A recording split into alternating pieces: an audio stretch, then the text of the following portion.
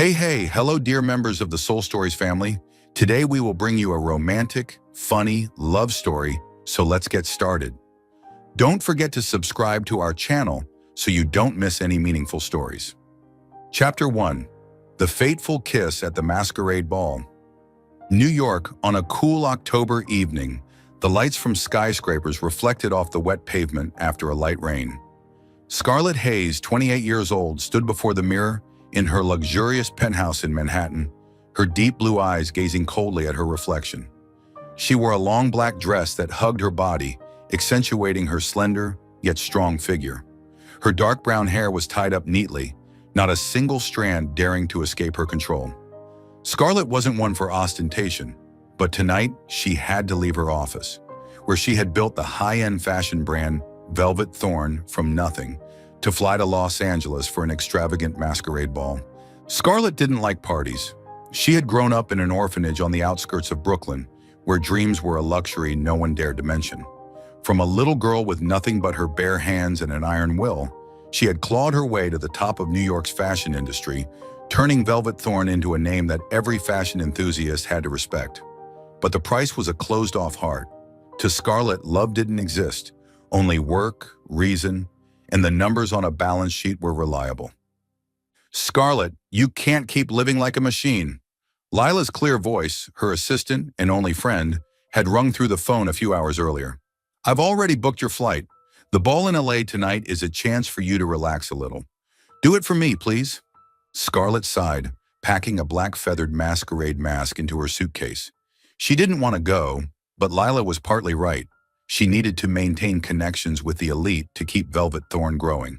And so here she was, standing in the lobby of the Luminary Hotel in Los Angeles, where the ball was being held, the mask covering half her face, her full red lips the only striking feature amidst a sea of strangers.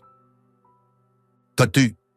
In another corner of the city, Logan Bennett, 30 years old, stepped out of a sleek black Bentley, his naturally tousled blonde hair and signature half-smile making him look like he just walked off the pages of a fashion magazine. As the heir to Bennett Enterprises, a conglomerate owning a chain of hotels and real estate stretching from the East Coast to the West, Logan lacked for nothing: money, fame, and admiring glances from women. He was notorious for his playboy ways, appearing with a new woman every week in the tabloids, but few knew that behind his carefree exterior was a man who quietly cared for those around him. Logan hadn't planned to attend the ball. He was only in LA to check on the progress of a new hotel project, but when his manager Tom insisted it was a chance to meet big investors, Logan shrugged and agreed. "Fine, but I won't stay long," he said, slipping on a simple silver mask that left his sparkling ocean blue eyes exposed. For Logan, events like this were just a place to find fleeting amusement, a glass of whiskey, some small talk, and maybe a kiss from someone interesting enough to linger in his mind until morning. The masquerade at the Luminary took place in a grand ballroom, its soaring ceiling adorned with dazzling crystal chandeliers. Guests in extravagant costumes glided past one another, their laughter mingling with the music from a live orchestra.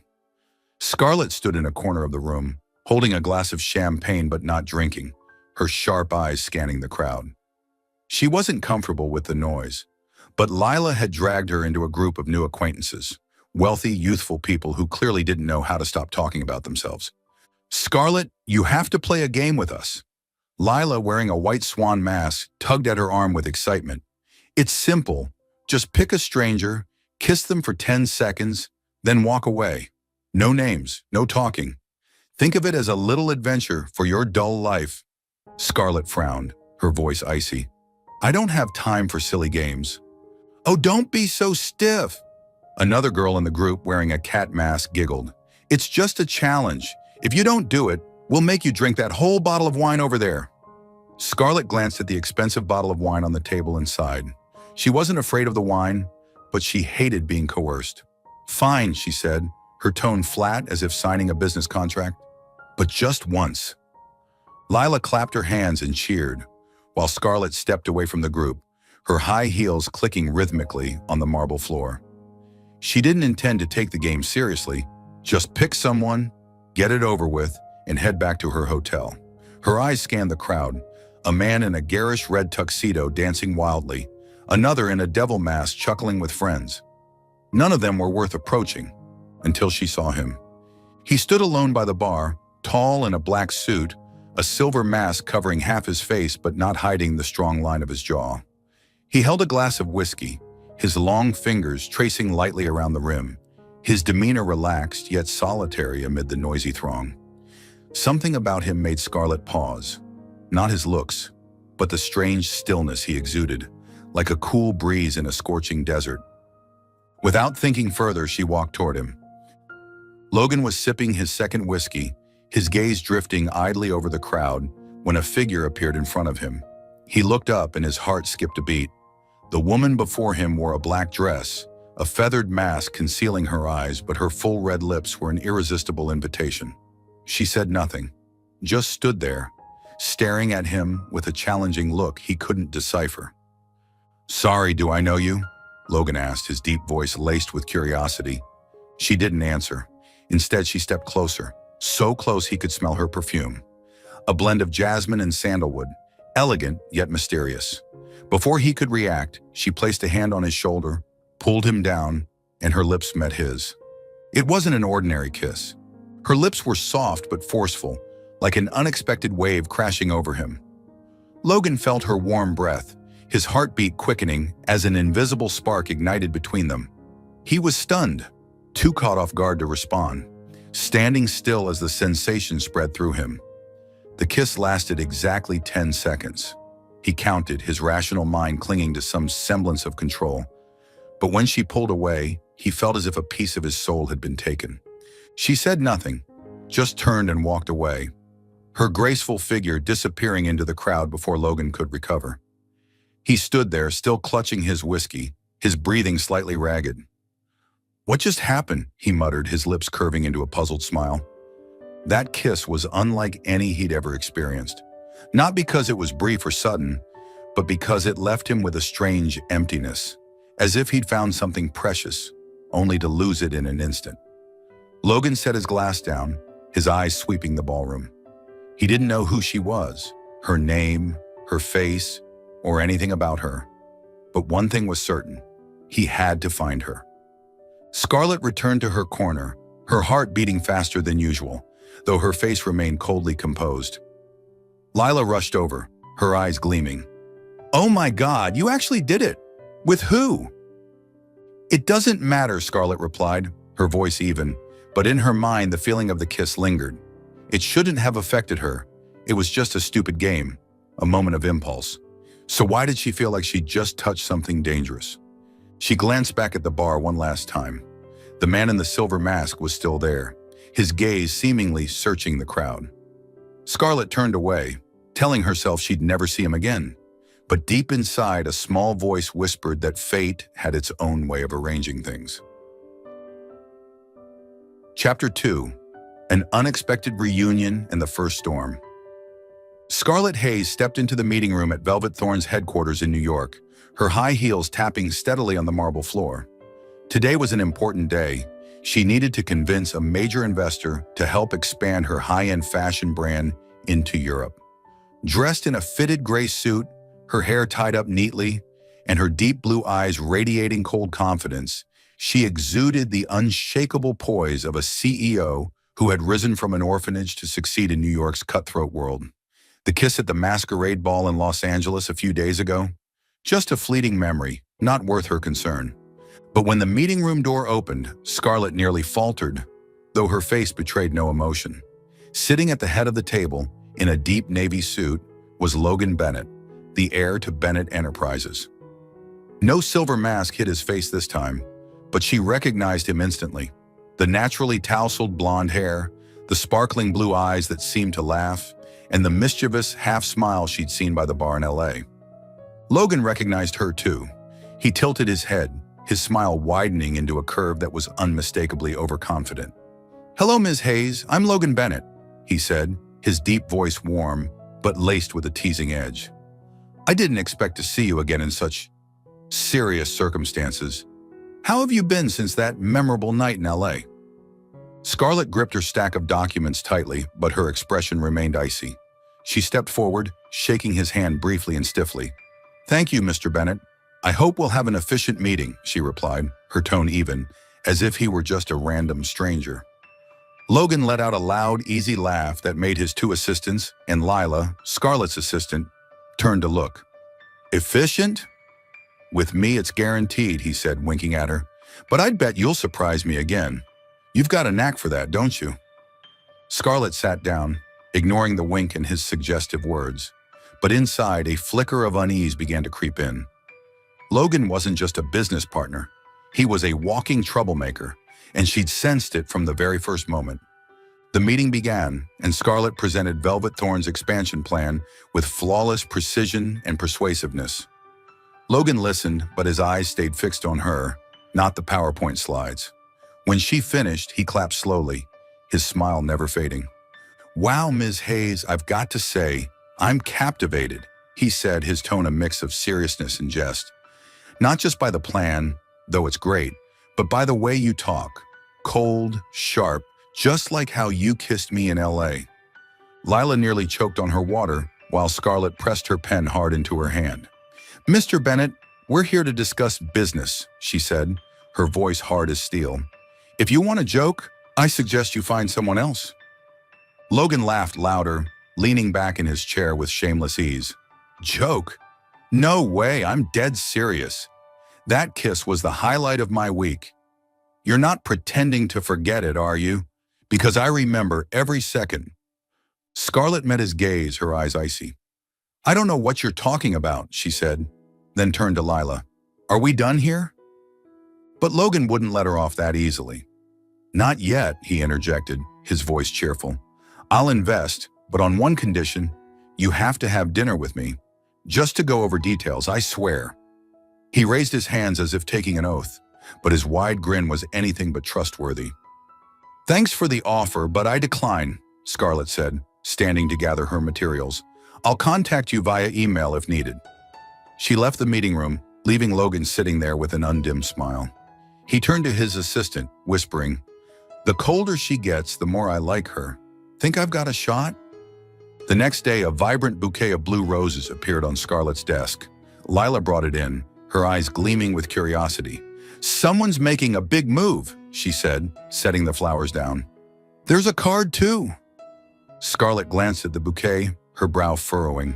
She opened the card, and a handwritten note appeared. "A kiss that memorable, and you forgot it already? Don't be so cold to me, Logan." She crumpled the card and tossed it into the trash. "Idiot," she muttered, but Lila didn't miss the faint flush on her cheeks. "Logan Bennett!" Lila exclaimed. "Oh my God, Scarlett, you kissed him in LA for real? Why didn't you tell me?" "There's nothing to tell," Scarlett replied curtly, turning back to her computer. But in her mind, Logan's shameless grin lingered, disrupting her focus. Logan didn't stop there. That evening, he coincidentally showed up at a fashion event Scarlett attended in Soho. Dressed in a light gray suit, a glass of wine in hand, he made a beeline for her. "Ms. Hayes, you're good at dodging me," he said, his tone teasing. "But fate clearly wants us to keep meeting?" Scarlett sighed. "Mr. Bennett, do you have something important to say? Or are you just here to bother me?" "Bothering you is my top priority right now," he replied, winking. "Have dinner with me. I know a killer pizza spot in Brooklyn. You can't say no to pizza." "I can and I will," she said, turning away. But Logan called after her. "You'll regret it. I'm great at karaoke. I'll serenade you next time." Scarlett didn't respond, but her lips twitched slightly. Not quite a smile, more an annoyed reaction to his audacity. The big twist came a week later, when Scarlett traveled to San Francisco to meet a fabric supplier. She stayed at the Fairmont Hotel, and after a long day, she decided to unwind at the hotel restaurant with a glass of red wine. Logan appeared as if he had a radar for her. He walked in, his light gray suit deliberately rumpled, a wide grin on his face. "Ms. Hayes, I knew you couldn't live without me," he said, plopping down across from her, uninvited. Scarlett sipped her wine, maintaining her composure. "Mr. Bennett, are you stalking me?" No, just destiny," he replied, ordering a glass of wine. "But if you want, I'd happily stalk you for life. Don't you find me charming yet?" She started to stand up to leave, but Logan jumped in. "Don't go. Let me tell you a joke. Why'd the astronaut break up with his girlfriend? Because he needed space." He laughed loudly, clapping for himself. Scarlett sighed, but this time she stayed. Maybe because of the wine. Maybe because his ridiculousness unexpectedly relaxed her. They started talking, and Logan wove silly jokes with surprising wit. When dinner ended, he escorted her to her room, his chatter unrelenting. "Let me sing for you?" he asked, standing at her door. "I'm killer at Sweet Caroline." "Don't," she said, but Logan started anyway. "Sweet Caroline, ba ba ba." Scarlett pulled him inside just to shut him up, and then, in a moment neither expected, they kissed. It was intense, lingering, and before she could think, they tumbled into the dimly lit room together. The next morning, Scarlett woke up beside a snoring Logan, his arm draped over her like they'd been lovers for years. She slipped out of bed quietly, dressed, and headed to the airport without looking back. One thought ran through her mind. "I can't let this idiot disrupt my life." But when Logan woke up to an empty bed, he burst out laughing. "Running again, Hayes? Fine. The game's just getting started," he muttered, determined not to let her slip away so easily. Chapter 3. Pregnancy, a life-changing twist. A month after the fateful night in San Francisco, Scarlett Hayes sat in her Manhattan penthouse, staring at the pregnancy test in her hand. Two red lines appeared clearly, an undeniable declaration. She stood still, gripping the edge of the sink, her deep blue eyes reflecting in the mirror without a flicker of emotion. Pregnant. The word echoed in her mind like an explosion, but her face remained as cold as ice. Scarlett, 28 years old, CEO of Velvet Thorn, had never let anything slip beyond her control. She had grown up in an orphanage, without parents or family, and built her fashion empire from scratch with her own hands. A baby? Just another challenge, and she didn't need anyone's help, especially not Logan Bennett, the shameless fool who had unwittingly landed her in this situation. She sat on the sofa, hand resting on her stomach, and whispered to herself, "I'll keep it a secret. I'll raise this child alone." The decision was made swiftly and decisively, just like how she ran her company. She began to plan, find a trustworthy doctor, arrange her work schedule for rest when needed, and ensure no one, not even Lila, her assistant and best friend, suspected a thing. To Scarlett, this wasn't a problem. It was a task to be completed. Meanwhile, Logan Bennett continued living the life of a playboy heir, but Scarlett Hayes lingered in his mind like a song stuck on repeat. He'd tried contacting her after that night in San Francisco, sending messages like, "You left me behind like a pair of worn-out socks, I'm hurt," or accidentally showing up at events she attended. But Scarlett ignored him completely. It didn't discourage him. It only fueled his excitement.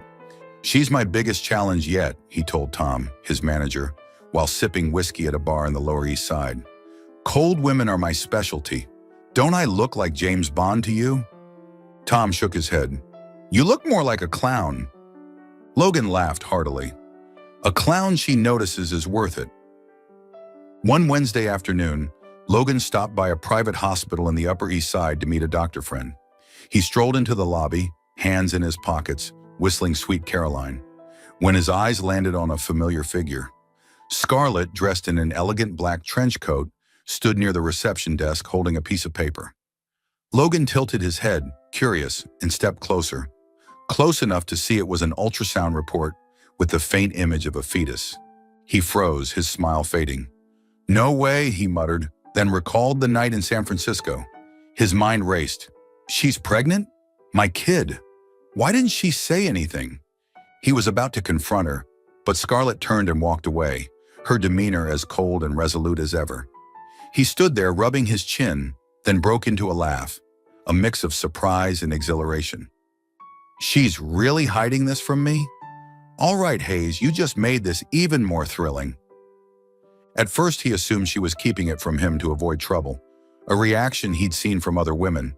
But when he called Lila, under the pretense of discussing a contract, and learned Scarlett had no intention of contacting him or asking for anything, Logan was genuinely shocked. She didn't need money, fame, or him. It irritated him and impressed him. I can't let her do this, he told himself, his wide grin returning. This is my kid, and I'm not going to be some deadbeat dad.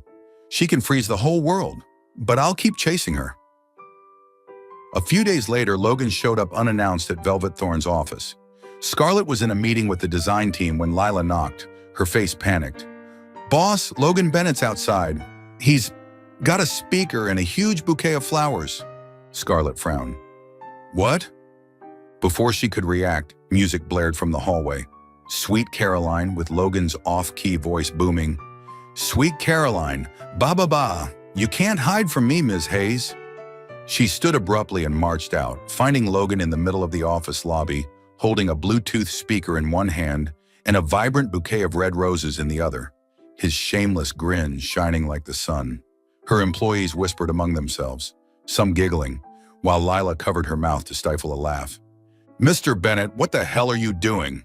Scarlett demanded, her voice icy, arms crossed. Logan turned off the music, stepping closer and holding the flowers up like a trophy. I'm here for a serious talk, Ms. Hayes. Won't you invite me in? I brought these gorgeous flowers. Not everyone gets this treatment from me, you know. Scarlett glanced at the bouquet, then turned to Lila. Call security, she said, her tone flat. Whoa, hold on. Logan raised his hands, feigning panic but still smirking. Don't kick me out yet. I know the deal. You're pregnant, right? The lobby fell silent. Scarlett stiffened, her sharp gaze slicing through him. What nonsense are you spouting? Get out now, or I'll sue you for harassment. Logan didn't budge.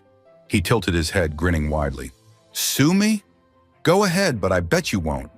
That night in San Francisco, you and me. I've done the math, Hayes. I'm not dumb. Scarlett stepped forward, her voice low and menacing. I don't know what you're talking about, and I don't care. Leave now, or I'll call the police. Logan stood his ground, holding the flowers like a shield. Hear me out first. Marry me, just temporarily. I'll take care of you through the pregnancy. Cooking, coffee, singing lullabies. I'm great at it, you know? After the baby's born, if you want to kick me out, I'll go. No drama, I swear. Scarlett stared at him, her eyes burning with fury. You're insane, she said, then turned to Lila. Get him out, now. Two security guards approached Logan. He raised his hands in surrender, but his mouth kept running. Rejecting me so fast hurts, you know. But it's fine. I'll be back. You can't get rid of me that easily, Hayes. As they dragged him out, he shouted, I make killer coffee. You'll regret not trying it. The door slammed shut, and the office returned to silence. But Scarlett's heart raced faster than usual. She went back to the meeting room, ignoring her staff's curious stares, though a nagging unease began to settle in her chest. Logan didn't give up. The next day, a bouquet of roses appeared at her office door with a card. I'm not mad about getting kicked out. Have dinner with me. I'll tell you some jokes. Logan! Scarlett tossed the flowers in the trash, but Lila secretly retrieved them, whispering, Boss, he's pretty funny. Why not give him a chance? Never, Scarlett replied, her voice icy. But Logan kept at it. He sent emails titled, 10 Reasons You Should Marry Me, temporarily, with lines like, 1, I'm handsome. 2, I can sing. 3, I won't bug you. Too much. He stood outside the Velvet Thorn building with a handwritten sign, Ms. Hayes, give me a chance, causing a stir among clients and staff. Scarlett called security every time he showed up, but Logan just grinned and yelled, The more you push me away, the more I like it. I'm patient, Hayes. One evening, as Scarlett left the office late, she saw Logan leaning against his Bentley holding a coffee cup. I made this for you, he said, offering it. No singing, no flowers, just coffee. Take it and I'll leave. Scarlett glanced at him, her gaze cold but not summoning security. She walked past, ignoring the coffee, and got into her car. Logan watched her go, laughing loudly. See? I'm making progress. Next time you'll take the coffee. Just watch. Scarlett drove off, her hands gripping the wheel tightly. She didn't want to admit it, but Logan's persistence was starting to make her notice him. Just a little. Chapter 4. Living Together, When Love Begins to Bloom. After Logan Bennett's relentless pursuit, from belting out Sweet Caroline outside her office, sending flowers with witty notes, to holding signs in front of Velvet Thorn's headquarters, Scarlett Hayes finally gave in. It wasn't because she wanted to get close to him, but because his astonishing persistence had pushed past her limits. By the 4th month of her pregnancy, her body felt heavier, and though she hated to admit it, managing everything alone was no longer simple. One rainy evening, Logan showed up at her penthouse door, drenched from head to toe, holding a cold cup of coffee, and said with his signature half-smile, "Ms. Hayes, I'm not going anywhere. Let me help you, at least until our baby's born." Scarlett looked at him, her deep blue eyes cold but no longer as sharp as before. "Fine," she replied, her voice even. "But this isn't marriage, and it's not a relationship. We're just living together. And if you drive me crazy, I'll kick you out immediately." Logan smirked, his triumphant grin tinged with mischief. "You just signed a deal with the most perfect man in New York. I'll make it so you can't live without me." And so Logan moved into Scarlett's Manhattan penthouse. For her, it was a practical decision. She needed support during this phase. And Logan, though slick-talking and flirtatious, was at least the baby's father. But for Logan, it was a golden opportunity to prove he wasn't just sharp in business, but also in winning over the icy heart of the woman who captivated him. The early days of living together were a silent battle. Scarlett didn't want to rely on anyone, and she set a clear boundary between herself and Logan. She still ran Velvet Thorn with absolute precision, went to work daily, and spoke to him in curt phrases like, "Don't make noise," or "I don't need your help." Logan, with his characteristic stubbornness, was determined to breach that wall, inching his way into her life with his intelligence and unexpected care. On the first morning, he took over the kitchen before she woke up, pulling a heap of ingredients from the fridge and diving into cooking. When Scarlett stepped out, she smelled something burning. Logan stood there, pan in hand, his face smudged with smoke, but his confident smile unshaken. "Good morning, Ms. Hayes. I made you some eggs sunny side up. They're a bit dark, but I call it Gothic style. Fits your fashion vibe, right?" Scarlett eyed the mess on the counter, then him. "You don't know how to cook, do you?" Logan shrugged, his tone smooth-talking. "I'm a genius in many fields, but cooking, I'm still learning. Sit down, I'll make you almond milk. Better than Starbucks, guaranteed." She sighed, sitting at the table, not because she wanted to, but because she was too tired to argue. Logan bustled around the kitchen, eventually bringing her a warm cup of almond milk. Not bad, though he spilled some on the floor. "See, I'm the perfect man," he said, winking. "You'll be hooked on my skills soon." From then on, Logan began tending to her bit by bit. He researched pregnancy-friendly recipes online, though the results were often odd dishes he confidently dubbed culinary masterpieces. He made almond milk every morning, adding a touch of honey because, "I read it makes the baby smart like its dad." He drove her to prenatal checkups, despite her insistence. "I have a driver." "But your driver can't tell jokes as well as I can," Logan shot back, laughing heartily. "You need me to keep your spirits up. Doctor's orders." Scarlett didn't argue, though sometimes she couldn't hide the faint curve of her lips at his slick remarks. Gradually, sweet moments began to weave into their shared life, slipping in like sunlight through a crack in the curtains. One evening, when Scarlett complained about not sleeping well because of her growing belly, Logan disappeared for a bit and returned with a giant bear-shaped body pillow nearly as tall as him. "What's this?" Scarlett asked, frowning. "A body pillow for you," Logan said, placing it on the sofa with pride. "I ran out to the store to get the best one. They say pregnant women need this to sleep well. Try it. I bet you'll dream of me tonight." Scarlett glanced at the pillow, then at him. "I don't need it." "Just try it," Logan urged, nudging it toward her. "If you don't like it, I'll keep it. I'll name it Little Scarlett and cuddle it every night. You'll get jealous, just watch." She sighed, reluctantly hugging the pillow to her chest. That night, she slept better. Not because of the pillow, she told herself, but because she was exhausted. Logan didn't need a reason. Seeing her keep it was enough for him to clap and declare, "I knew it. I get you too well." On nights when Scarlett couldn't sleep, Logan turned into an unstoppable story machine. He sat by her bed, since she still wouldn't let him share her room, and started, Know why the astronaut dumped his girlfriend? He needed space. Funny, right? Scarlett lay there, eyes half closed, her voice flat. No. Come on, you're too tough. Logan laughed loudly. Fine, another one. There was a cat on a roof. I don't want to hear it, Scarlett cut in, but her tone had softened. Logan tilted his head, grinning mischievously. If you won't listen, I'll sing. Sweet Caroline, your choice. She stayed silent, and though his chatter was irritatingly smooth, it somehow relaxed her.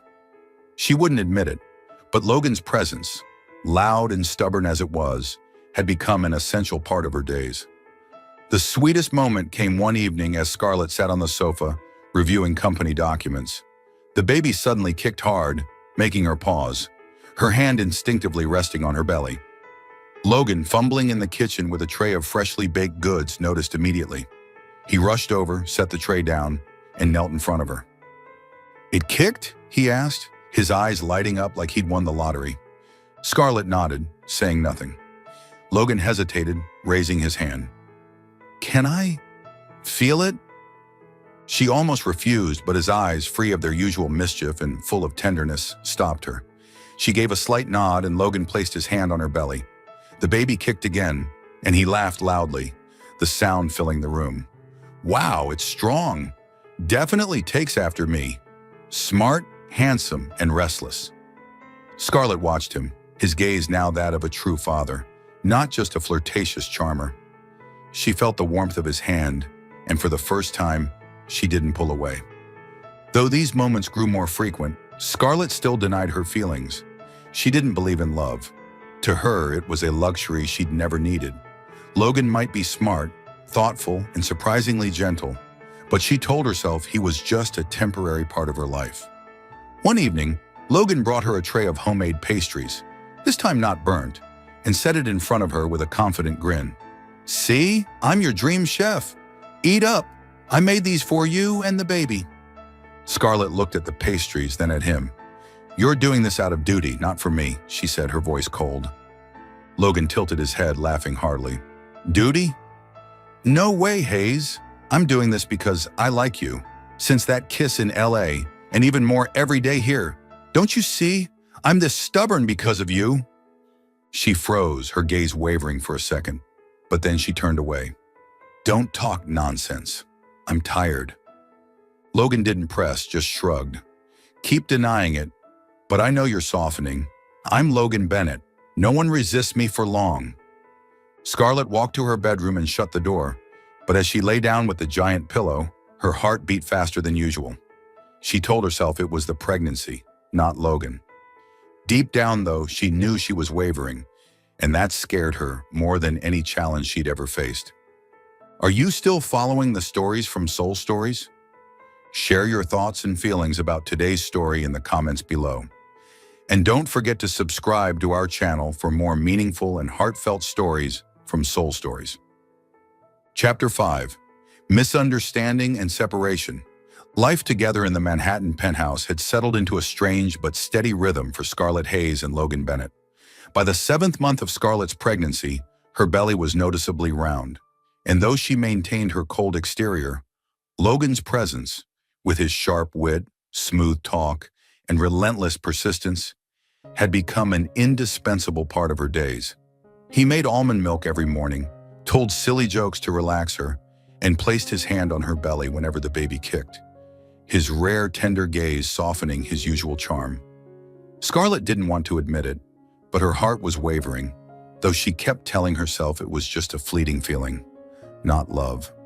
But on a frigid Tuesday morning in New York, everything changed. Scarlett sat on the sofa, holding a cup of ginger tea Logan had brewed, a habit he stubbornly stuck to because, "It's good for you and the baby, I read it online." Lila, her assistant and best friend, walked in with a stack of work documents and a tabloid magazine she'd picked up from the building's lobby. "Boss, this hit the stands this morning," Lila said, placing the magazine on the table with a curious smile. "Logan Bennett's in the news again." Scarlett glanced at the magazine, unbothered. Logan was always a media darling, a flirtatious heir to Bennett Enterprises, so his name in the headlines was nothing new. But as her eyes skimmed the bold title on the cover, Her heart stopped. Logan Bennett set to marry ex-lover Bianca Rossi. Wedding of the century imminent? Below the headline was a photo. Logan in his familiar navy suit, standing beside a stunning blonde with a model's tall, slim frame. Bianca Rossi, a name well known in New York's elite circles, beamed brightly, her arm lightly linked with Logan's, while he looked at her with his signature half-smile. The article read, "Insiders reveal that Logan Bennett and Bianca Rossi, whose romance fizzled out 3 years ago, have rekindled their old flame. A lavish engagement is reportedly in the works at the Bennett family estate in the Hamptons." Scarlett set the teacup down, her hand trembling slightly, though her face showed nothing. Lila, sensing the unusual silence, looked up. "Boss, you okay?" "I'm fine," Scarlett replied, her voice steady, but inside a tempest raged. She picked up the magazine, reading every line, every word, each one stabbing into her chest like a knife. Logan, the man who'd been by her side for months, making her milk, cracking jokes, resting his hand on her belly with that gentle look, was about to get engaged to someone else. She wasn't surprised he was a playboy. She'd always known that. But what broke her heart was the thought that everything he'd done for her, the care, the persistence, the sweet moments, was just a game. She was merely a temporary piece in his life, a duty he had to fulfill before returning to his real world. A world with Bianca Rossi, lavish parties, and women far more suited to him than her, an orphan who'd never belonged in his realm. Scarlett stood, tossing the magazine into the trash. "Don't let Logan in here today," she told Lila, her voice icy. "I have things to do." Lila opened her mouth to ask something, but Scarlett's piercing look silenced her. She nodded and left, leaving Scarlett alone in the vast apartment. She placed a hand on her belly, feeling the baby kick lightly, and for the first time in years, a hot tear rolled down her cheek. She wiped it away quickly, telling herself, "I don't need him. I've never needed anyone." Logan had no idea of the storm brewing. He was at Bennett Enterprises headquarters, meeting with his management team about a new hotel project in Miami. His phone buzzed with a text from a friend. "You're in the news, Bianca Rossi, huh? Playing the field again." Logan frowned, opened social media, and saw the article about his engagement. "Bianca," he muttered, bursting into laughter. "What the hell is this?" Bianca Rossi was an ex from 3 years ago, a brief fling he'd long forgotten. They'd run into each other at a charity event the previous week, posed for a polite photo, and the press had blown it out of proportion. Logan wasn't worried. He was used to the media's antics. He planned to call Scarlett and share it as a joke. "See how famous I am." But the meeting dragged on, so he decided to explain when he got home. But when he returned to the penthouse late that night, carrying a box of pastries from Scarlett's favorite bakery, something felt off. The apartment was eerily quiet. The living room lights were off, and when he called out, "Hayes, I'm back, got a treat for you," there was no reply. Logan stepped into Scarlett's bedroom, and his heart sank. The closet was empty, her suitcase gone, and on the table sat a single note with a brief message. "Don't look for me." He stood frozen, the pastry box slipping to the floor. "Where'd she go?" he muttered, then rushed to the building's security guard. The guard said Scarlett had left that afternoon with a small suitcase, saying nothing about her destination. Logan called Lila, but she replied coldly, "She doesn't want to see you." Logan rubbed his face, his mind spinning. He wasn't stupid. He knew what had happened. The Bianca article. Scarlett must have seen it, and with her cold, resolute nature, she'd assumed he was toying with her. But what panicked him wasn't the misunderstanding. It was that she'd left at 7 months pregnant, vanishing without a trace. "She really thinks I'm some playboy jerk?" he asked himself, laughing bitterly. "Fine, Hayes. You run, I chase. I'm more stubborn than you think." Scarlett left no clues. She'd departed New York on a night bus, avoiding credit cards or her phone to prevent being tracked. To her, this was the only way to shield herself and the baby from Logan, from the pain of trusting someone only to find it was all a lie. She rented a small apartment in suburban Philadelphia under a fake name, a quiet place she knew Logan would never guess. She sat on an old armchair in her new home, hand on her belly, her blank gaze fixed out the window. The baby kicked hard, as if to comfort her, but she whispered, "It's just the two of us. Mommy won't let anyone hurt you." Scarlett was heartbroken, though she wouldn't admit it. The months with Logan, the almond milk, the giant pillow, the smooth-talking jokes, had made her believe he truly cared. But the Bianca story shattered that illusion. She told herself she wasn't surprised. He was Logan Bennett, a notorious flirt, and she was just a pawn in his game. What she hadn't expected was how much it hurt to leave. She wiped her tears, stood, and began organizing her new life. Her phone was off, her bank account rerouted through an anonymous channel, and she severed all ties to New York. To Scarlett, this wasn't running. It was reclaiming control, as she always had. Meanwhile, Logan refused to give up. He scoured the apartment for clues, called everyone who might know something about Scarlett, but no one had answers. He showed up at Velvet Thorn's headquarters, Bluetooth speaker in hand, shouting, "Hayes, come back! I'm not engaged to anyone, I swear!"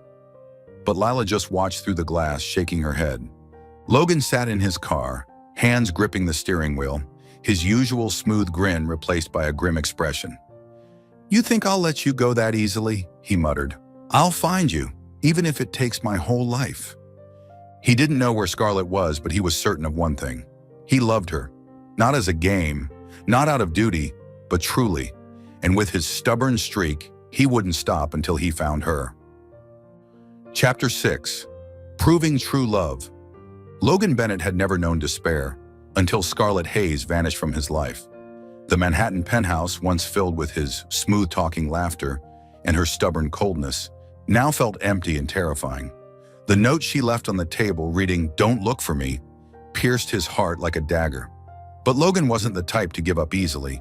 He was smart, persistent, and above all, he knew he loved her, even if he'd realized it too late. The article about Bianca Rossi, that ridiculous rumor he'd scoffed at, was the reason Scarlett had left. Logan didn't blame her for the misunderstanding. He blamed himself for not explaining sooner, for not showing her that she and the baby were all he wanted. Now, with her 7 months pregnant and gone without a trace, he had one mission: find her, even if he had to turn the world upside down. Logan began his search that very night. He scoured the apartment, checking every drawer, every scrap of paper, hoping for a clue. There was nothing. Scarlett was too meticulous, too skilled at severing all ties. He called Lila, but she replied coldly, "She doesn't want you to know. Leave her alone." Logan didn't waver. He showed up at Velvet Thorn's headquarters daily, Bluetooth speaker in hand, shouting into the street, "Hayes, I'm not engaged to anyone. Come back. I swear you're the only one I want." Staff peered at him through the windows, some chuckling, but Lila just shook her head, refusing to help. He turned New York upside down. He visited every place Scarlett had ever been: the Italian restaurant she liked in Soho, the bakery in Greenwich Village where he'd bought her pastries, even the private hospital in the Upper East Side where he'd first seen her with the ultrasound. He questioned doctors, staff, anyone who might know something, but no one had answers. Scarlett was like a ghost, completely out of his reach. Logan didn't give up. He hired private investigators, tapped every connection in high society to dig for leads. But Scarlett had hidden herself too well. He drove through nearby cities, Boston, Hartford, Philadelphia, stopping at every hospital, every hotel, asking with faint hope. "She's 7 months pregnant, tall, brown hair, blue eyes, cold as ice," he described to anyone who'd listen, but it led nowhere. Every night he returned to the penthouse, sitting on the sofa with the giant body pillow he'd bought her, clutching a glass of whiskey. "You're good at running, Hayes," he muttered, his usual smooth grin replaced by exhaustion. "But I'm more stubborn than you think. I'll find you." 2 months passed and Scarlett's pregnancy reached its final stage. She lived in hiding in a small apartment in suburban Philadelphia, a quiet place she was certain Logan would never find. She worked remotely, managing Velvet Thorn via email and burner phones, keeping contact with Lila minimal to avoid being tracked. But at 9 months, labor pains began to strike, and she could delay no longer. One early morning, when the pain became unbearable, Scarlett called a taxi to the local hospital, a small facility called Mercy General. She was wheeled into the ER, clutching her belly, breathing hard but her face still resolute. "I'm fine," she told the nurse, sweat beading on her forehead. "Just do what you need to do." Meanwhile, Logan wasn't far away. After weeks of dead ends, a PI finally uncovered a lead, a small transaction from Scarlett's anonymous account for rent in Philadelphia. Logan didn't hesitate. He drove from New York to Philadelphia immediately. No rest, no food, driven by one thought: find her before it's too late. He arrived at Mercy General by sheer chance, guided by a hunch that if Scarlett gave birth, she'd pick a small, low-profile hospital to stay under the radar. As he stepped into the lobby, hands in his pockets, hair disheveled from the wind, he heard a nurse call over the intercom. "Mrs. Hayes, room 304, preparing for delivery."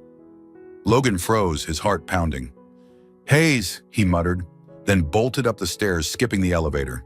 He reached room 304 just as Scarlett was wheeled into the delivery room. She lay on the bed, pale with pain, but her eyes still sharp and cold. When she saw Logan burst in, gripping the doorframe, she stiffened. "What are you doing here?" she asked, her voice weak but laced with anger. "You think I'd let you have this baby alone?" Logan replied, panting. He stepped forward, ignoring the nurse's glare. "I've looked everywhere for you, Hayes. You're good at running, but I'm more stubborn than you think." "Get out," Scarlett said, but her voice broke as another contraction hit. Logan didn't listen. He knelt by the bed, grabbing her hand despite her attempt to pull away. "I'm not going anywhere," he said, his voice low but firm. "You can kick me out 1,000 times, but I'm here for you and the baby. Got it?" The nurse tried to intervene, but Logan turned, his smooth grin flashing despite his red-rimmed eyes. "I'm the father. Don't kick me out. I can sing lullabies, super useful in a delivery room." Scarlett had no strength left to argue. The labor pains swept her away, and Logan stayed, holding her hand through it all. He didn't leave her side for a second, even as she gripped his hand until it bruised. When the baby's first cry rang out, a healthy girl, Logan laughed loudly, tears streaming down his face. "See, Hayes? She's like me, loud and strong." Scarlett lay there, exhausted, watching as the nurse placed the baby on her chest. She said nothing, but silent tears fell, not from pain, but from Logan's unwavering presence beside her, despite everything. When the delivery room quieted, leaving just the three of them, Scarlett, Logan, and their little girl, Logan sat by the bed, still holding her hand. The baby slept peacefully in Scarlett's arms, and for the first time, she didn't pull away from him. Logan took a deep breath, his voice softening, stripped of its usual slickness and brimming with emotion. "Hayes," he began, looking into her eyes. "I know you hate me because of that stupid rumor. Bianca's nothing, just a photo, a made-up story.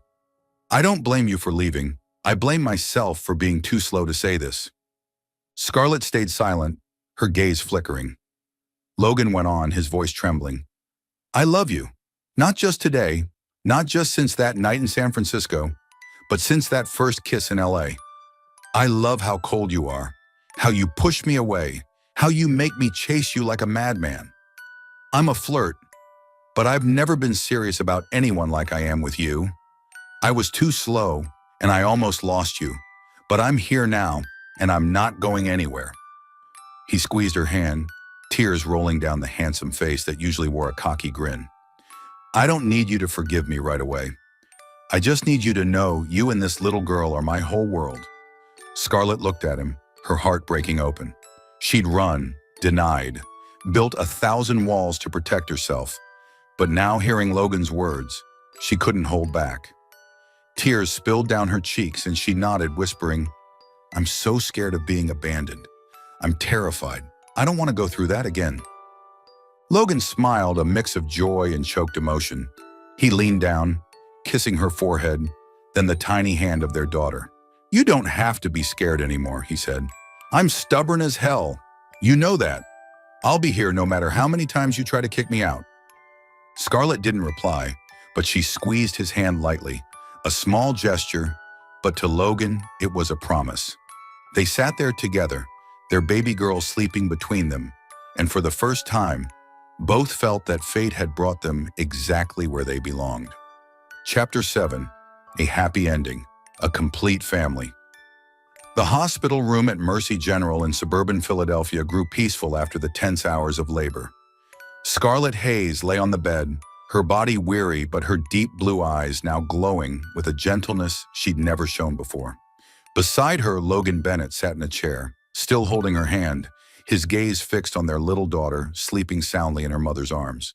They named her Evelyn, a name Logan suggested while beaming at her. "Sounds like a star's name, right? Just like her dad."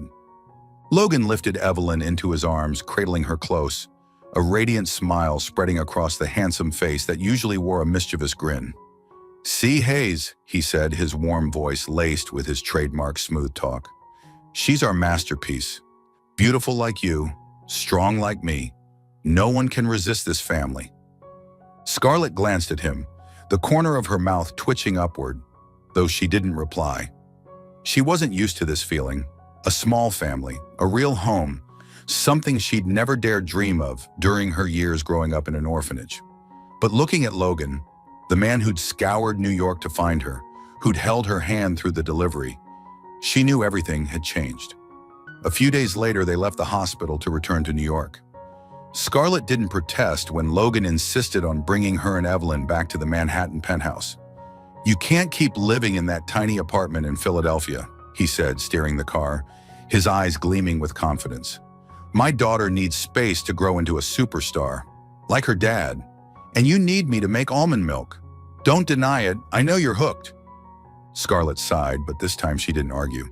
She was tired of building walls, and deep down, she wanted Evelyn to have a family, something she'd never had. Life at the penthouse soon blossomed into a vibrant, happy picture. Logan, with his sharp mind and stubborn streak, transformed into a devoted father in a way that surprised even Scarlett. On their first day home, he stood at the changing table, holding a diaper with a serious expression, as if negotiating a $1 million deal. "All right, Evelyn, stay still. Daddy's got this in the bag," he declared.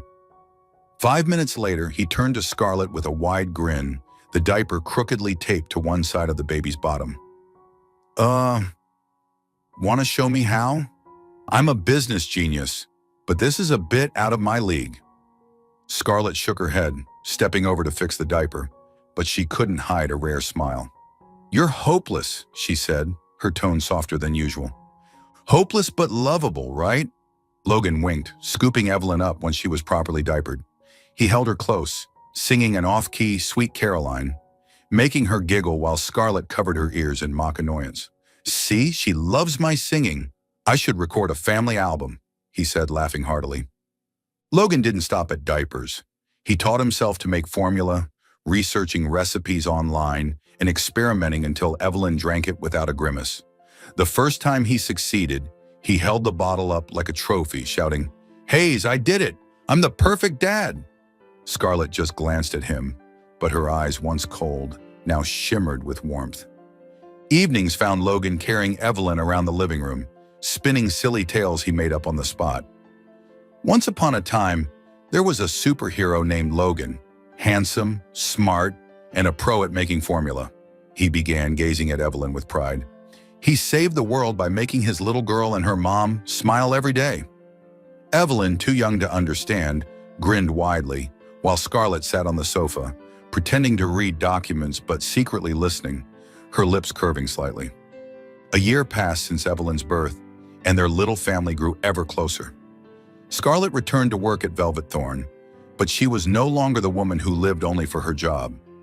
She made time for Evelyn, playing with her, and occasionally let Logan drag her into his goofy antics, like hosting family parties with homemade pizza, though he still burnt one corner.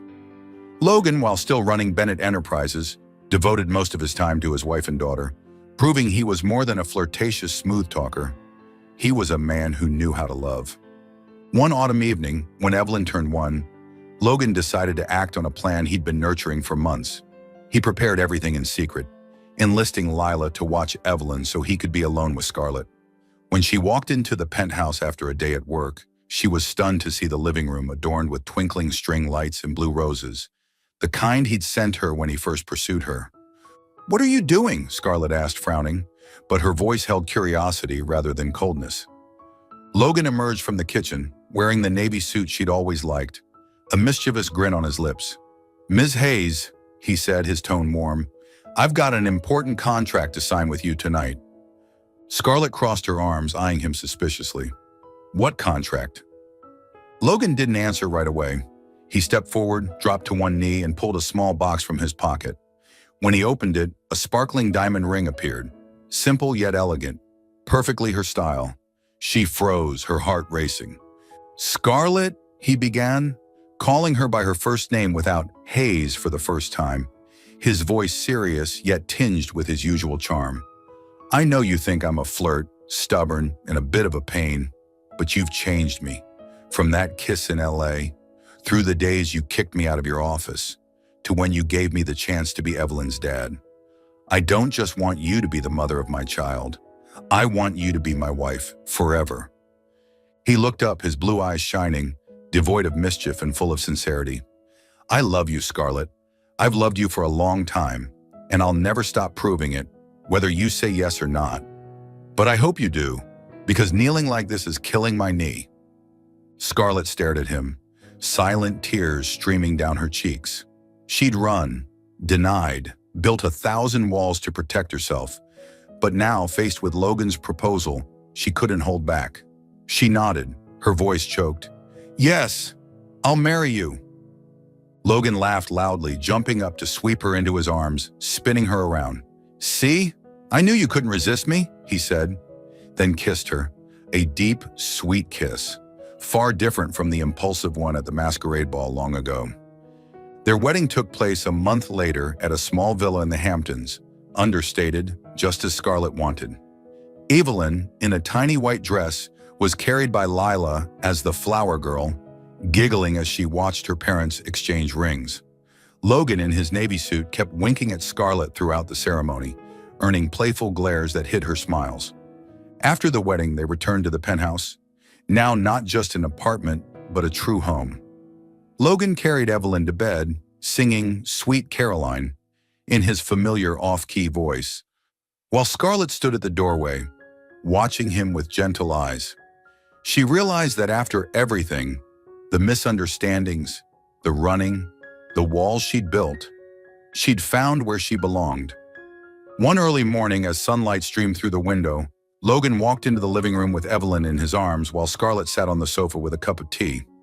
He set the baby down, letting her crawl to her mom, then sat beside Scarlett, draping an arm over her shoulders. "See, Hayes," he said, grinning widely, "I told you, I'm the perfect man for you." Scarlett leaned her head on his shoulder, for once not arguing. "Maybe you're right," she whispered, and Logan laughed, pulling both of the most important women in his life into a tight embrace. Their little family, Logan, Scarlett, and Evelyn, was proof that love, whether sparked by an impulsive kiss or forged through stubborn pursuits, could overcome any barrier to become forever. Thank you for following this heartfelt story of Soul Stories channel. Share your thoughts about the story in the comments below. If you believe that true love can withstand all trials and sometimes begins in the simplest of ways, don't forget to hit the like button and share this story with your friends. To never miss out on touching and meaningful stories, subscribe to our channel and help us spread messages of love and warmth to everyone. Let's cherish the beautiful moments